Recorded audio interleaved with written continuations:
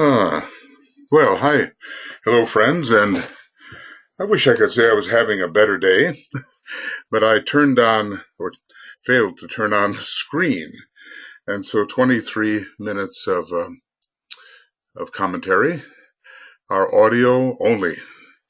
And I'll see if I can remember what I said, or say something equally as good or bad. We're beginning here with number 17, and it is Rule 2. I'm calling it 2.1 because this is the first program of Rule 2. Right. There we go, and we'll start that chronometer. Almost forgot that one. Anyway, Rule 2. When the shadow, which is the personality in this case, when the shadow hath responded in meditation deep, the work proceedeth. The lower light is thrown upward, the greater light illuminates the three, and the work of the four proceedeth. When the shadow hath responded in meditation deep, the work proceedeth. The lower light is thrown upward, the greater light illuminates the three, and the work of the four proceedeth.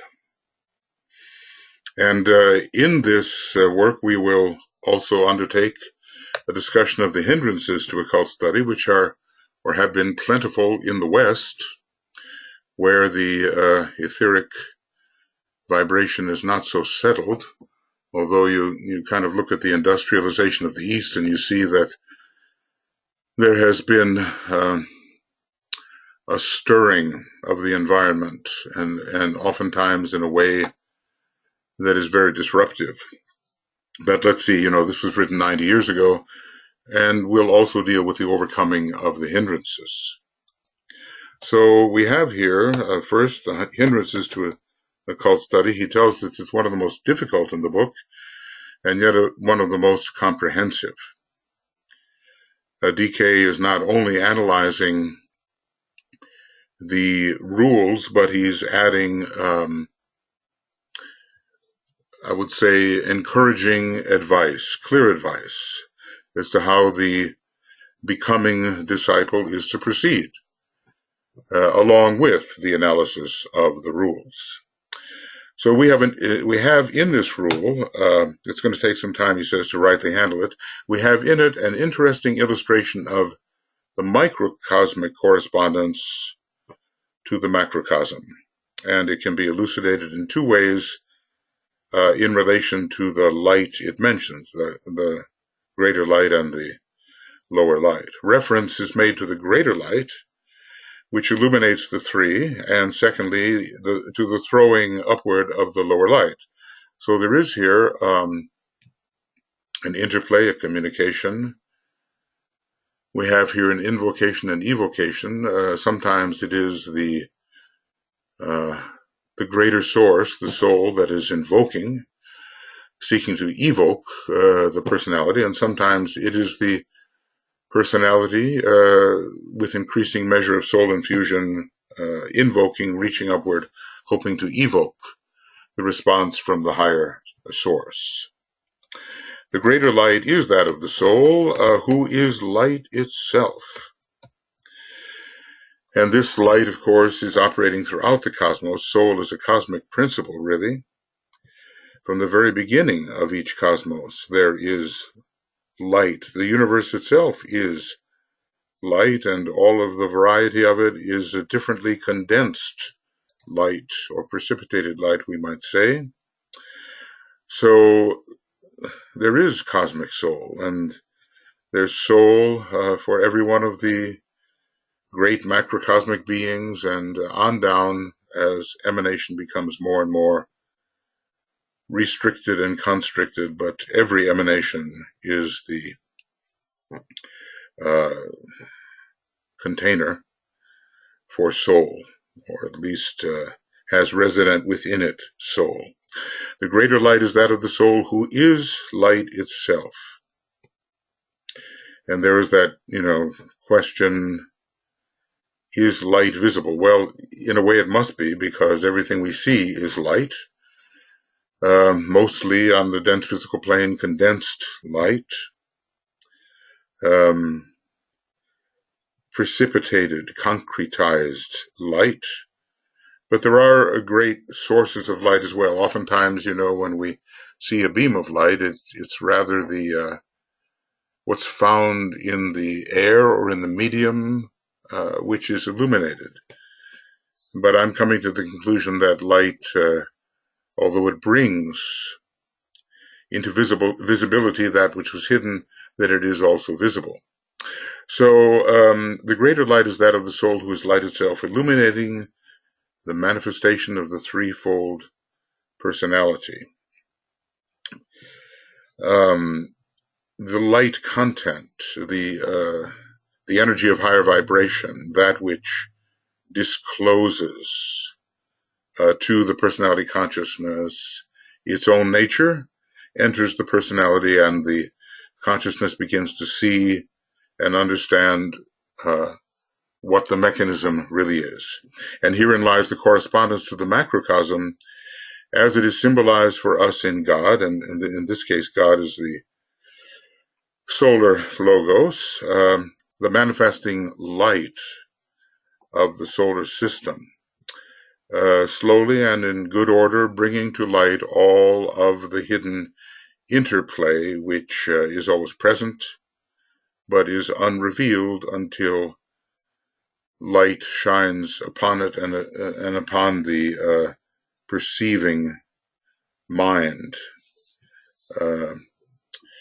which finally registers what has always been there.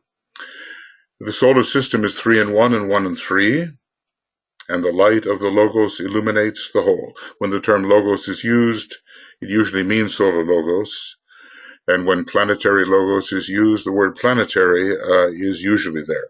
Not always necessarily, but usually. If you see that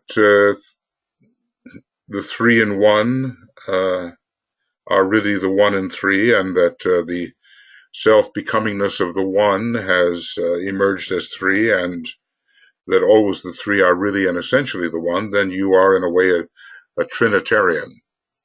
This is different perhaps from one of the religious groups that calls themselves Unitarians. And there was a big fight over this kind of thing.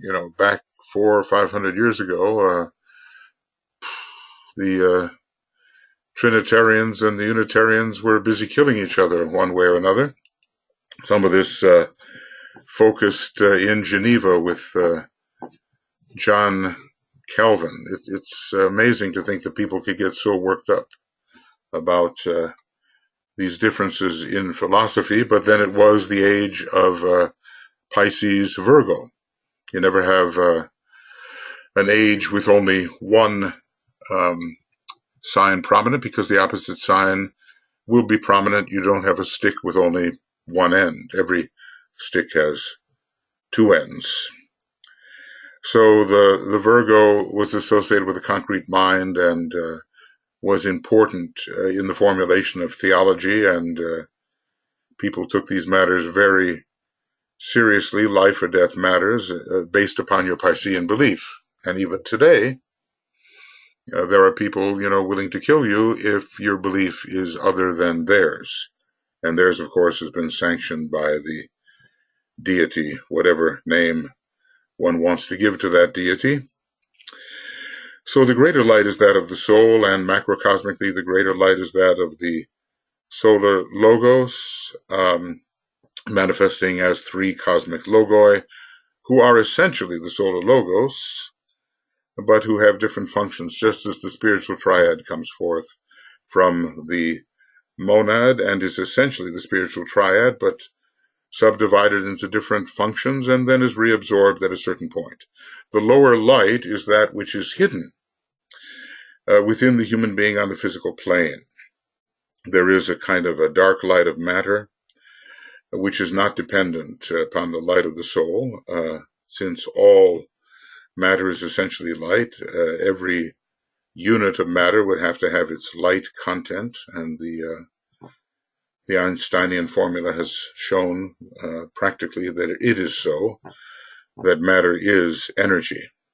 It is light, it is heat, which can be released, so far with rather destructive, well, very destructive results, but that's not the way it's going to be forever. As the nuclear fusion becomes a reality and the energy problem of humanity is solved, it'll be pretty hard to corner the market in a scorpionic fashion when such energy is freely available to all.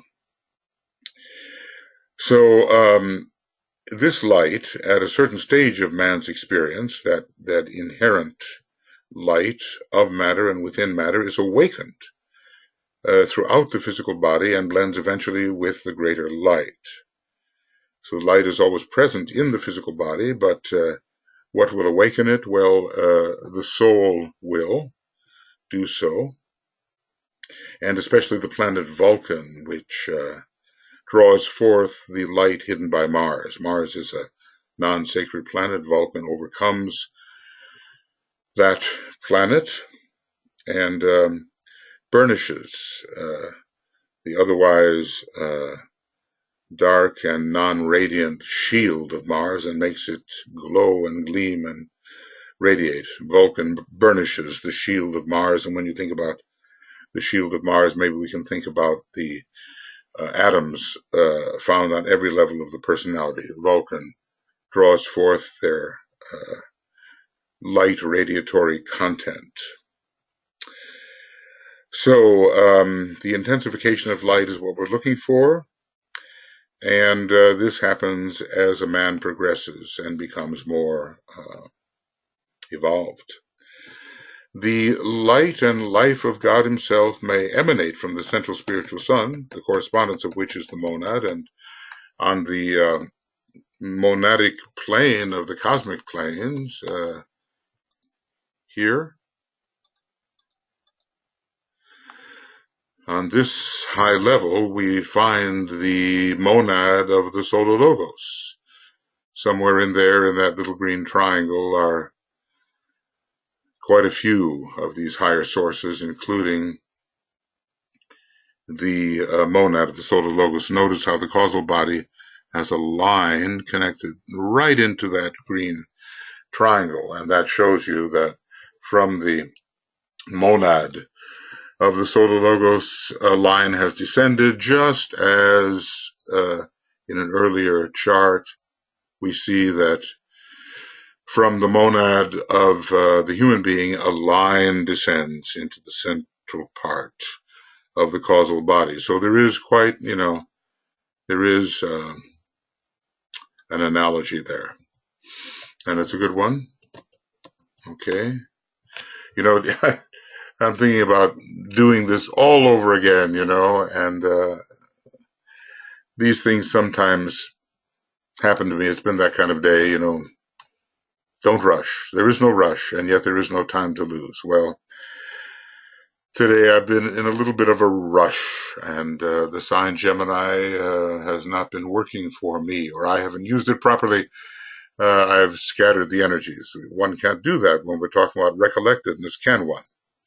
Okay, so the light of and life of God, they are the first aspect, let us say, and the third aspect. And when we're talking about life, maybe it's no aspect at all. Maybe it's just the inherent beingness of everything.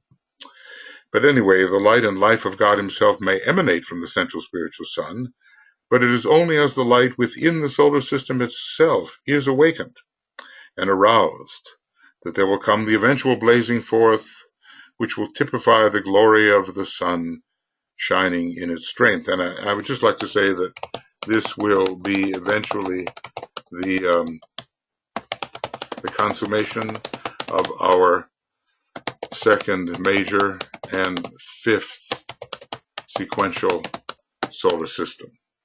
We are in the second major solar system now, the purpose of which is to develop the soul particularly, so maybe some kind of cosmic fixed cross is involved, but it is also the fifth solar system in a sequence in which the first developed the physical nature, just the way the first root race did, or the third root race, the second the emotional nature, the third the mental nature, and maybe the previous one was particularly personal mental. Our third solar system, which was the first major solar system and involved the first of the periodical vehicles, the soul being the second, the monad being the third, or you could count the other way around.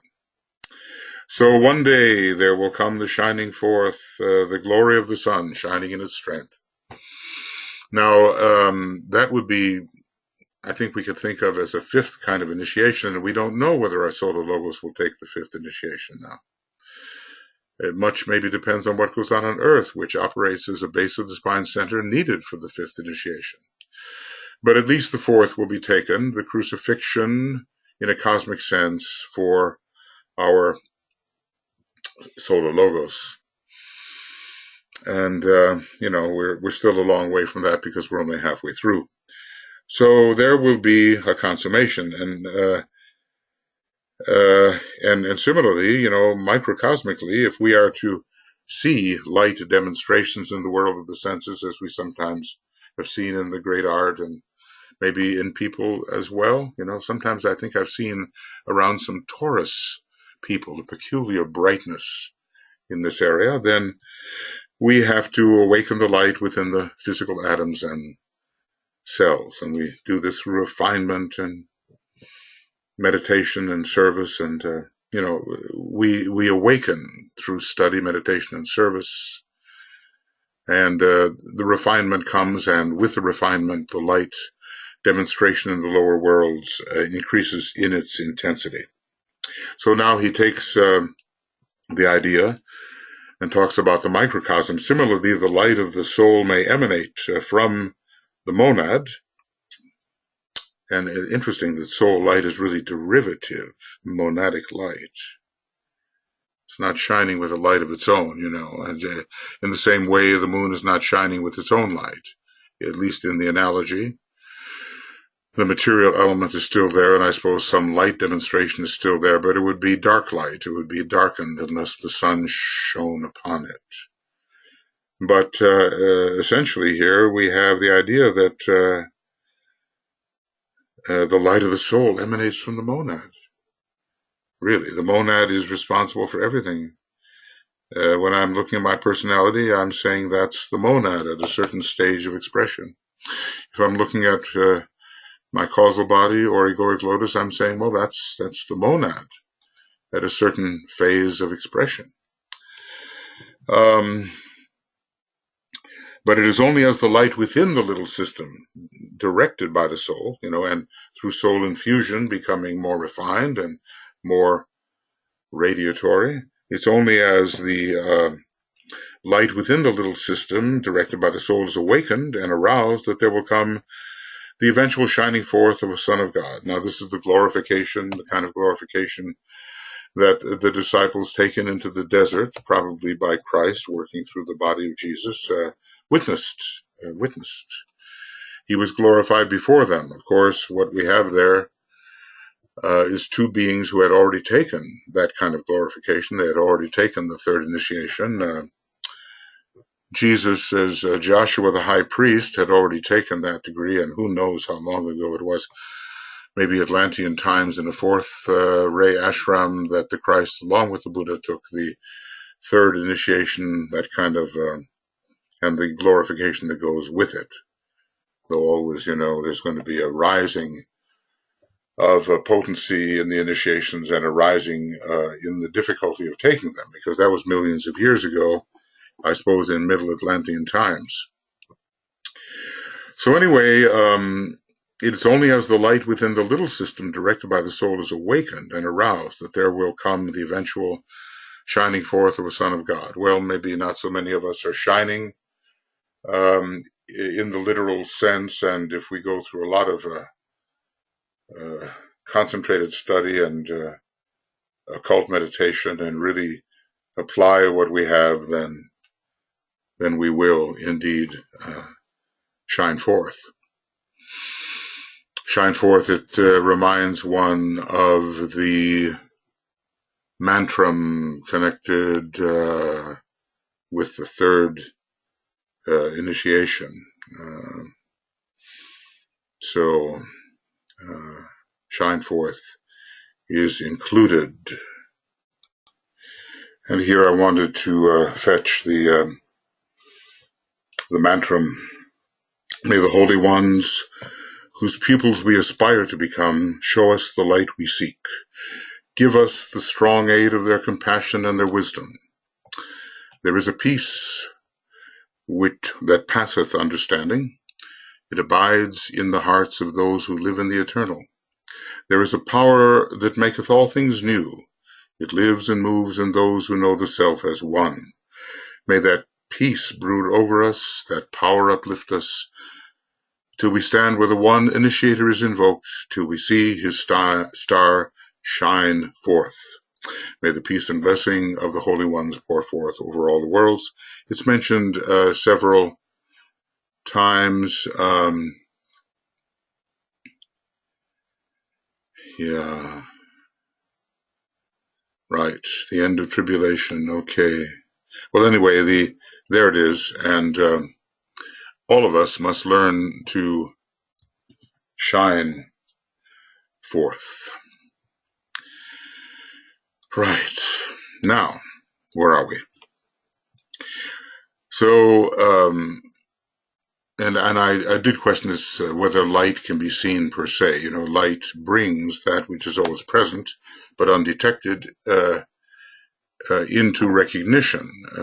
Revelation occurs when a light shines. In the light with which we are accustomed, a greater light shines, and we are, and there is disclosed to us that which was always present, but is now revealed. So is light seen? Well, sometimes it is, and sometimes it simply reveals that which is hidden. Light is an energy, and matter is now proven to be energy. Light and matter, according to the Einsteinian formula, E equals mc squared.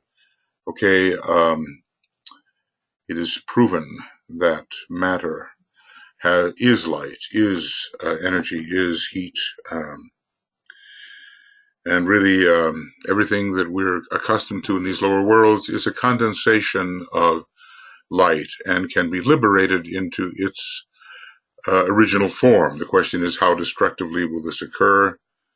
And we've already witnessed through the atomic bomb and the hydrogen bomb the destruction that is possible with an engineered release of the light and heat of matter intended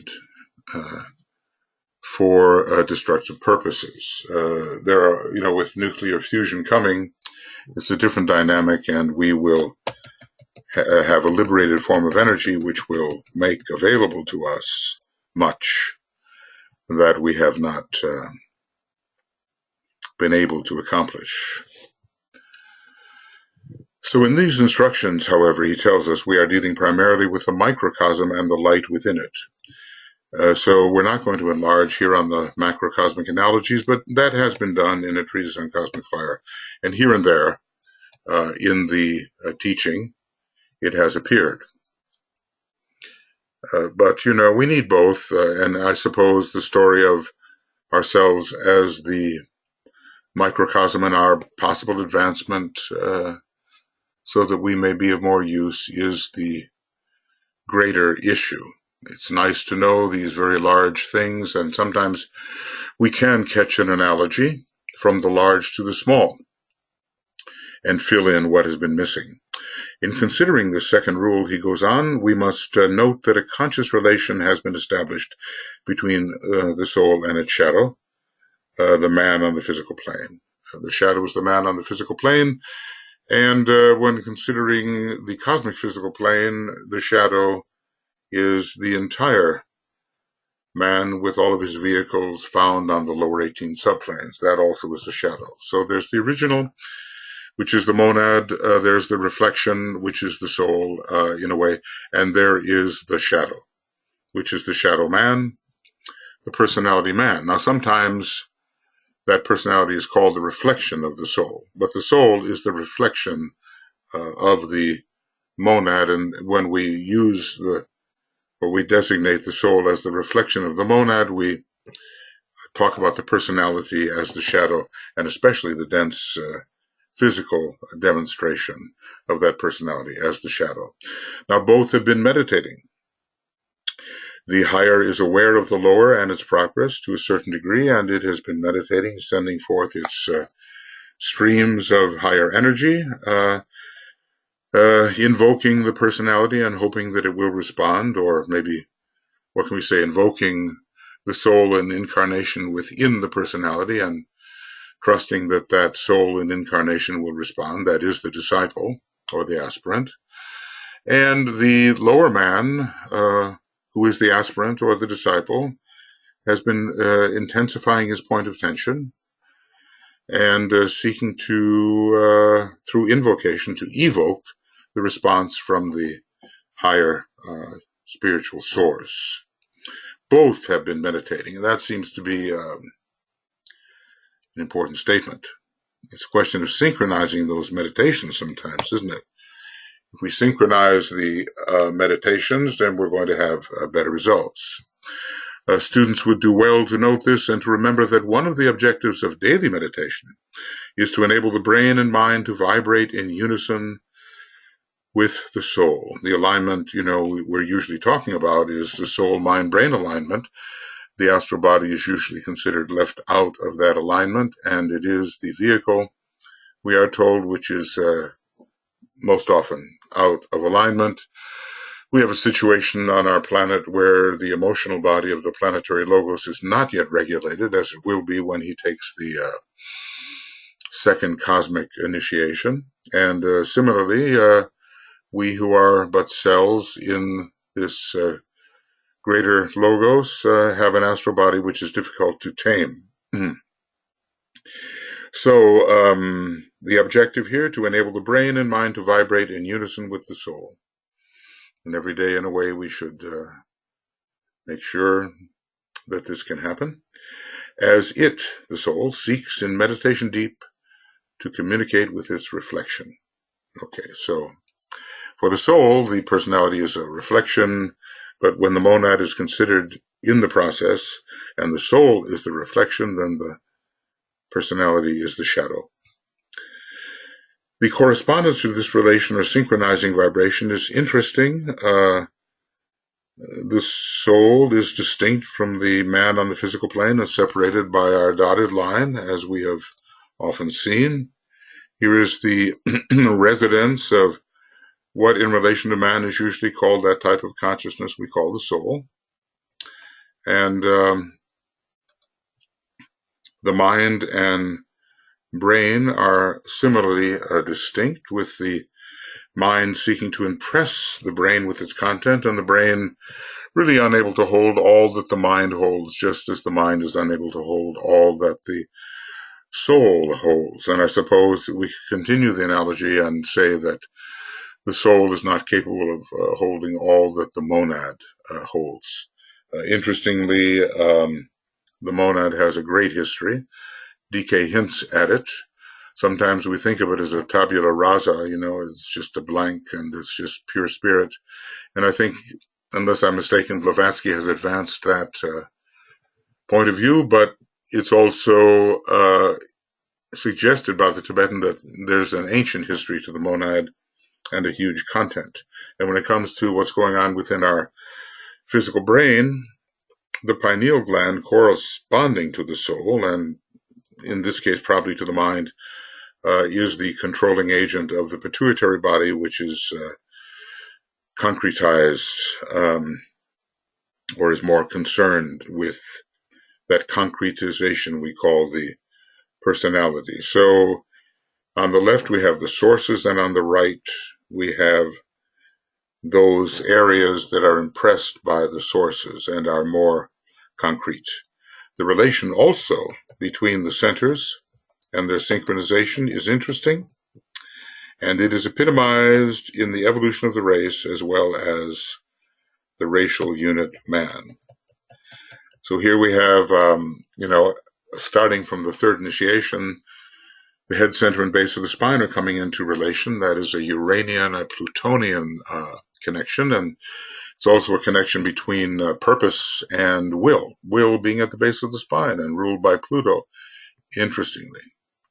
Aries, Pluto, Shambhala, the will. Okay. The heart center and the solar plexus at the second initiation, with sufficient solar plexus energy raised to the heart center at that initiation, and the sufficient sacral energy raised at the first initiation to the throat center. There's a long time, usually, but not always, between the first initiation and the second, and yet only many years, but only one initiation. So there are no intervening initiations over those many, many years, but when we move from the second initiation and the heart and solar plexus center interaction to the higher interaction, two initiations intervene, the third and the fourth, before we reach the fifth, where there's a completed relationship. Maybe it goes on and becomes even more complete. I don't know at the sixth or seventh degree involving a Maya Varupa, but we call it pretty well complete by the time we reach the fifth initiation. The base of the spine has risen to the head center. Kundalini and the head center are joined, and the serpent comes down to the controlling area at the Ajna center. And yet two initiations intervene, even though a lesser number of years takes place. From the time Jesus was 30 until he was 33, the initiations number 2, 3, and 4 all occurred. But from the time he was born to the 30th year, only one initiation occurred, and that is the second initiation, at least as we have it, usually understand it, at the 30th year. So that gives us kind of an analogy that DK expands upon on page 84 and 85 of Initiation, Human and Solar. I would say that the majority of students of occultism right now that Master DK is teaching have not yet taken the second initiation, but are closing in on it, and the interaction between heart and solar plexus is the one that commands their attention, though it doesn't necessarily mean that the throat and sacral center are completely resolved.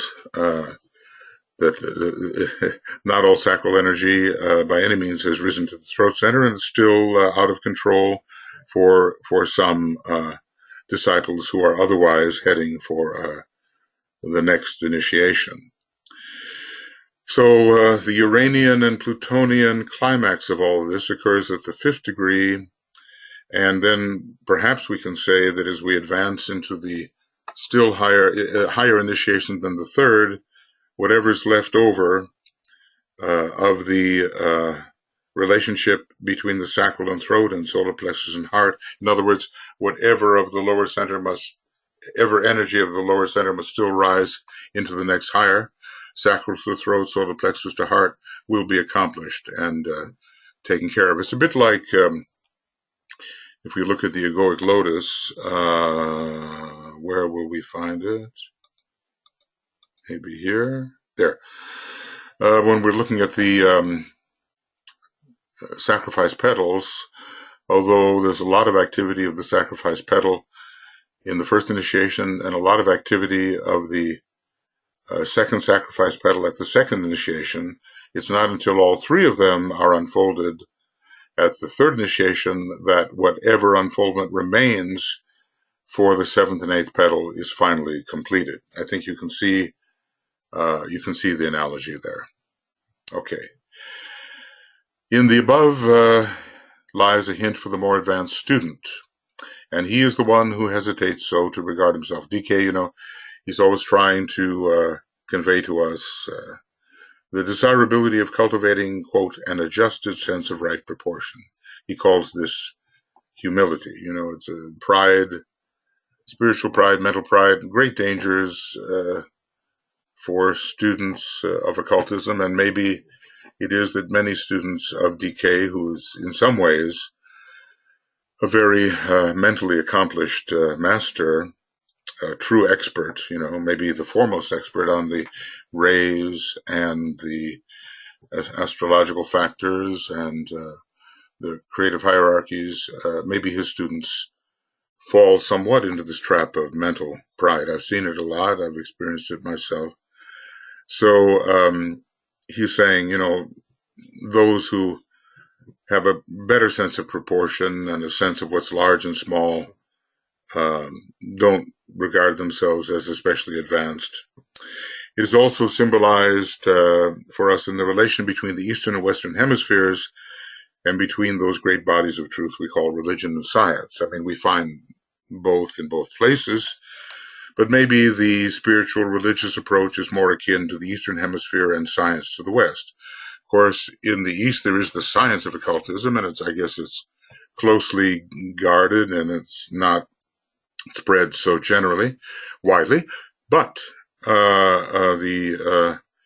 the West, science is popularized and more visible, and it seems that the man in the street and most fairly educated Western people know about it. So science seems to flourish in the West at this time, and the spiritual approach in the East, but that's changing. There's been a huge industrialization in the East and a lot of disturbance, I suppose, of the settled occult atmosphere that DK says is necessary in order to really successfully follow out occult development. So, we have just terrible pollution in India and China and places which have undergone rapid industrialization, and perhaps there's a disturbance then of that necessary settled occult atmosphere, condition of the ethers, which promotes occultism, and more into the second-ray soul and fourth-ray personality of the West. There is the moving of the spiritual approach, occultism, religion, and so forth, and the New World religion, which will be a universal religion, universal as far as our planet is concerned, and involving the invocation and evocation of energy, will arise, we're told, in the West, and particularly in Russia with its seventh ray soul and sixth ray personality, and its seventh and its Aquarius soul and Leo personality. The Aquarius soul and the seventh ray, very powerful for the future. Whatever, insufficiencies the present leaders of Russia or the United States or any other country have, there will be a destiny that goes beyond those insufficiencies, and great gifts will emerge from both Russia and the United States and from the United Kingdom, the three countries which particularly, according to DK, hold the fate of humanity in their hands. Have I finally reached the point when I realized before there was no image? Oh my, that's a little disheartening when it happens. And you say, because it's not easy to find the time, always to do these sort of commentaries, and when you've cleared the time and now you can get to it, and to realize you've undone yourself through negligence. It's not a good feeling when it happens, and then you have to decide, do I just release the audio? But then if we don't see the words, it takes something away, so then we have to do it all over again. And can I possibly mention what I mentioned before, and what good things are going to escape? And will I overcrowd the second presentation, which of course I did. All right, well, such is the fate of the negligent video commentator. Anyway, the life of meditation proceeds, and the rapport between soul and its triple instrument becomes steadily closer, and the resulting vibration is more powerful. So, we will want to read about the technique of integration in esoteric psychology too. Oh well, I'll spell it out. Esoteric psychology too. How many lives this will take depends upon various factors which are too numerous to be mentioned here, but which the student will find it useful to consider. Well, you know, our own will, purpose, and sincerity, will, purpose, sincerity count, but also karma, which may not yet be expiated. Expiated. Okay. Now, how does that spell?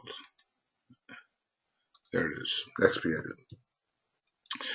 Let him list the factors which he feels he needs to take into account as he seeks to decide his evolutionary standpoint. Well, I think we all, begin to see our liabilities. There are many we don't, and that's where Master DK's letters to his disciples were so useful, because they're, just the way they didn't really know their rays, or reversed oftentimes this soul and personality rays. So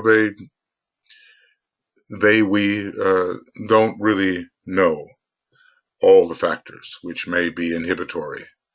We know some, and we've got to get to work on them. And then through the assistance of a higher teacher, especially a master, certain things are pointed out which will expedite our progress and bring a general and safe type of rapidity into our process.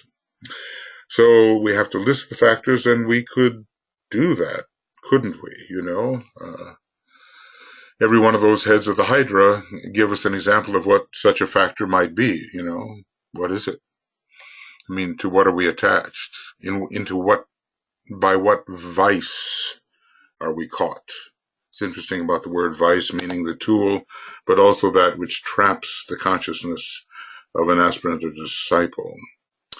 By what vice are we trapped? And have we overcome the world of flesh and the devil? As we must to a sufficient degree in the desert process following the second initiation. The Christ was there and he overcame great things. Now, it's not for us to overcome at the same level that he overcame, but we all have our own world, flesh and devil. We have... Well, it's interesting, the world correlating with the etheric physical, the flesh with the astral, and the devil with the mind, the prideful mind. We all have those obstacles to overcome before we can be really clean and clear enough to go forward on the Syrian path of initiation. Doesn't mean we're going to necessarily take the path to Sirius, but the whole process is Syrian in that respect. The whole initiatory process and the stimulation of the Great White Lodge so that it can offer on our planet the initiatory process. The result of this response is a reorientation of the lower man in order to produce a synthesis of the three and the one, so that the work of the four may proceed all together. So, in this case, the soul and its personality, but we will also be speaking of the thought form to be created in the white magical process. White, MGL, white magical.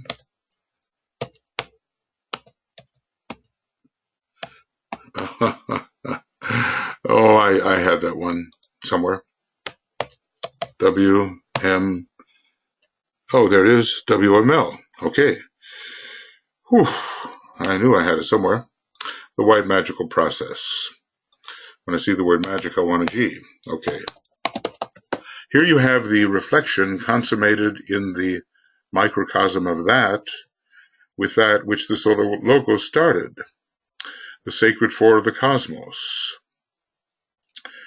Man, in his turn, becomes the sacred four. Well, maybe the three cosmic logoi plus the solar logos make the truly sacred for, but actually what we're talking about here, we're talking about the personality of the solar logos, plus his own nature, make the solar systemic sacred for.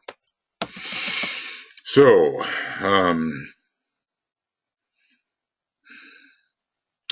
yeah.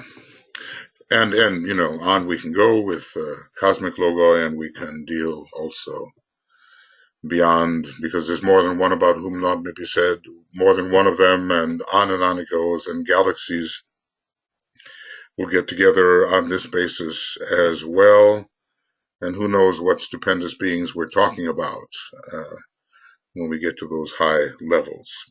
4 words should be commented or pondered upon here: communication, response, reorientation, union. I think you can see how they develop. The soul and personality begin to both meditate together and communicate. There will be a response from the personality or the soul in incarnation, and also an evocation of further attention by the soul. There will be a reversal of the wheel, and the personality will really turn around and really orient itself towards the east, which is orientation towards the soul. And finally, there will be the necessary union that we call integration, and finally, fusion. The old commentary expresses it in the following terms. I always love to see the old commentary coming, and then I wonder, can I understand it? Because a very symbolic language is used. When communion is established, words are forthwith used, and mantric law assumes its rightful place, provided that the one communicates the words and the 3 remain in silence. Okay, this is amazing. We know what we have to do here. We have to listen, and the words originating in the personality are of no real value in this process unless they have been inspired by the soul. When response is recognized as emanating from the 3, the one in silence listens. So this is really communication, isn't it? Communication and interplay, headed for communion. That comes later, that's the union. The roles are changed. So first we are invoked, and evocation comes forth, and an evocation arises from us. And we know we use mantrams which are given or suggested or arise under the influence of the one, and then that one listens when we use these. The roles are changed. A 3-fold word issues from out the triple form. A turning round is caused. This is the reorientation and repentance.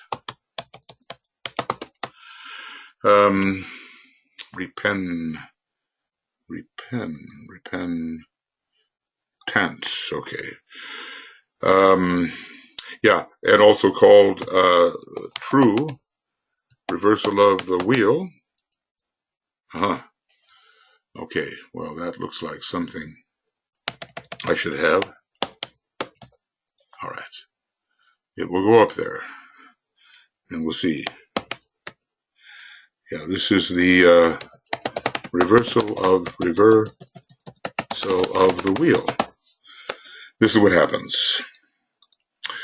A true reversal of the wheel. Now, there have been tendencies to orient towards the higher self all along, but before there's sufficient momentum to really get that wheel turning in the opposite direction and get the energies rising into the upper part of the body rather than sort of trapped in the lower part, even though they had to pass through the higher part, it takes a while. The eyes no longer look upon the world of form. They turn within. This is a true subjective introspection, not just looking at the subtle bodies. truly subjective introspection. They focus the light and see revealed an inner world of being. With this, the manus stills itself, for eyes and mind are one. Big hint here, for eyes and mind are one. We see through the mind. That's one of the ways of seeing. We can also see through the heart. The Yoga Sutras are here suggested, and the cessation of the modifications of the versatile psychic nature, mind, which is both mind and the emotional nature. Okay. So a stilling occurs, a reorientation, a looking inward towards the subjective aspect of our nature, which is not just the subtle aspect of our nature, because the subtle aspect, has to do with ether, astral, and mind, and especially astral and mind. But we have to look beyond that because the astral and mind are still objective in a way. Okay, what's happening? The heart no longer beats in tune with low desire, nor wastes its love upon the things that group and hide the real. It beats with rhythm new, and this is the law of rhythm, right? We were talking about that earlier, and related to the law of vibration, law of rhythm, related to the law of vibration, LOVB, law of vibration. Okay, let's get that one. Let's get that one. LOVB. Okay, this will be the law of vibration, the very first law of the system. Okay, LOVB. LOVB. Oh no, sorry for the delay. This is the way it's been today. VB and law of vibration. Right. Yes and yes. Law of vibration. It pours its love upon the real, and Maya fades away. Maya in the large sense. Maya not just as that which relates only to ether, but the great Maya which includes glamour and includes illusion as well. Kama and heart are close allied, and not just the desire body seeking its own elemental satisfaction. Love and desire form one whole because one desires what love indicates as lovable. One sees at night. That's the desire. And the other in the light of day. Beautiful, beautiful language here. I think we understand it, can understand it. When fire and love and mind submit themselves, sounding the threefold word, there comes a response. Well, fire, what can we call it? Let's call it, what should we call it? Etheric fire, love as desire, and mind. So desire transmuted into love, which is the goal for the astral plane. Desire transmuted into love and mind. There comes a response, I suppose, from the higher being. The one enunciates a word and drowns the triple sound. God speaks, and we might say, what is God? It depends. God as soul speaks. A quivering and a shaking in the form responds. The new stands forth, the man remade, the form rebuilt, the house prepared. The fires unite, all the fires of the three. Well, let's just say solar fire and fire by friction. That's another way of looking at it. Solar fire and fire by friction. And great the light that shines. The three merge with the one, and through the blaze, a fourfold fire is seen. Oh, this is wonderful. Wonderful, wonderful. And mm, mm, mm. Uh, to me, of course, we're dealing also with the thought form, the creator of the thought form, the magician, and his thought form, and that's a lower correspondence to this marvelous discussion of what happens to the threefold man in relation to the soul. Okay. Well, I love that, and I just sent it to my wife upstairs. Oh, it's the Tibetan. It's so inspiring. And I'll tell you what I'm going to do, and I'm going to overlook my own remarks in this. I'm just going to read it. So forget what I've said, and we'll just deal with the old commentary to get the idea. When communion is established, words are forthwith used, and mantric law assumes its rightful place, provided that the one communicates the words and the three remain in silence. When response is recognized as emanating from the three, the one in silence listens. The roles are changed. A threefold word issues from out the triple form. A turning round is caused. The eyes no longer look upon the world of form. They turn within. Focus the light and see revealed an inner world of being. With this the manas stills itself, for eyes and mind are one. The heart no longer beats in tune with low desire, nor wastes its love upon the things that group and hide the real. It beats with rhythm new. It pours its love upon the real, and Maya fades away. Kama and heart are close allied. Love and desire form one whole, one seen at night, the other in the light of day. When the fire and love and mind submit themselves, sounding the threefold word, there comes response. The one enunciates a word which drowns the triple sound. God speaks. A quivering and a shaking in the form responds. The new stands forth, a man remade, the form rebuilt, the house prepared. The fires unite, and great the light that shines. The three merge with the one, and through the blaze a fourfold fire is seen. Well, may we all blaze forth in this manner. How powerful is the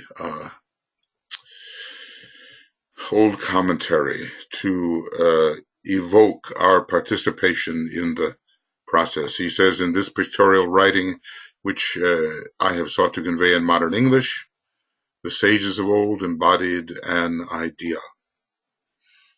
The old commentary from which these words are taken has no assignable date.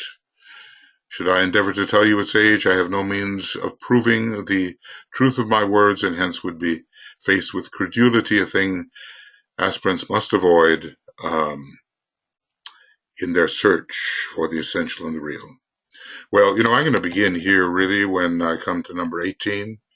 So this is going to be the end of a treatise on white magic, video commentary, this time with video. Okay, and it's number 17, and it's rule 2.1, and page something to page something. I guess it's page 71 to page 76. All right, and we'll have next the beginning of a treatise on white magic video commentary number 18, rule 2.2, started page 76, and going back here to the 71 that we had, I guess it's right here, 276. I'm getting rather excited by this book. It's been a long time since I have really read it, and never more closely than when having to make commentary on these things. and try to, stimulate our sense of connection. Maybe that's the one thing I can do here, is to stimulate connections via Mercury, so that light can flash forth and an articulated wholeness can emerge. Hopefully this can be studied by the individual, and if not, then studied by the group, with the individual paying close attention to the group process. We in the University of Seven Rays for many, many years have studied these things in group form, and it's always spiritually profitable, I think. All right, that's it. And we'll see you for number 18 as soon as may be practicable. See you soon.